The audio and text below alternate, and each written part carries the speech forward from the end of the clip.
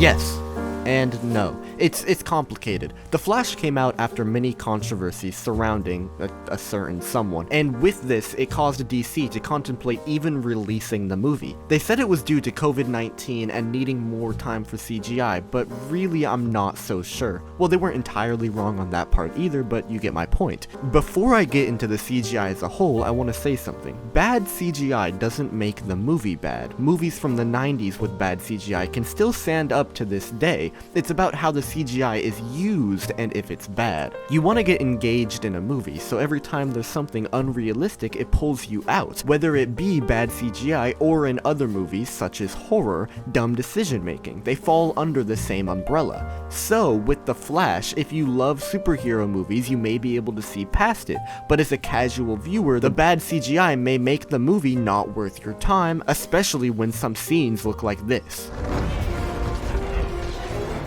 Marvel, DC, the CW, I count that as separate, all hold their own speedsters even if some are the same, like parallels, and they're all portrayed differently. Putting the CGI looks aside, you have what the scenes actually look like. Actual fast, real-time speedster-like movement as seen in Eternals, or slow motion in Speedster's point of view moment like in X-Men and The Flash, usually.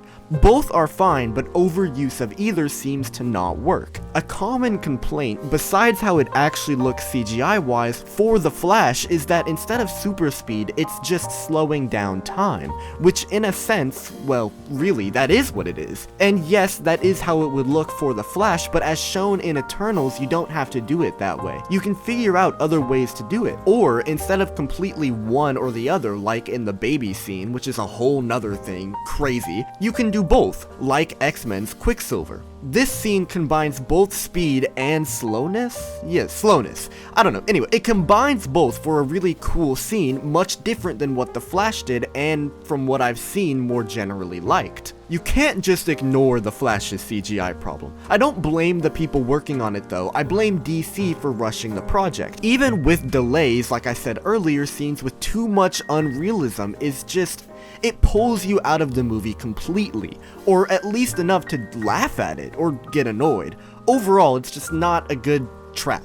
It doesn't hold up to other superhero movies, or really movies in general that Marvel or Disney are producing, to the point where there's a petition to sign for DC to release an updated CGI version. A problem I thought there would be with this movie, or maybe marketing, was Ezra Miller. It's the main reason I personally think, of course along with the CGI, that the movie was delayed and almost shelved. I don't really need to get into what he did besides you probably already know, but because of him appearing really everywhere because of this on social media and news sources, it really hurt the chances this movie had, especially if it had come out sooner. Really, The Flash isn't terrible, the CGI isn't great, but not everything can be perfect. Did I think it was good? Who knows?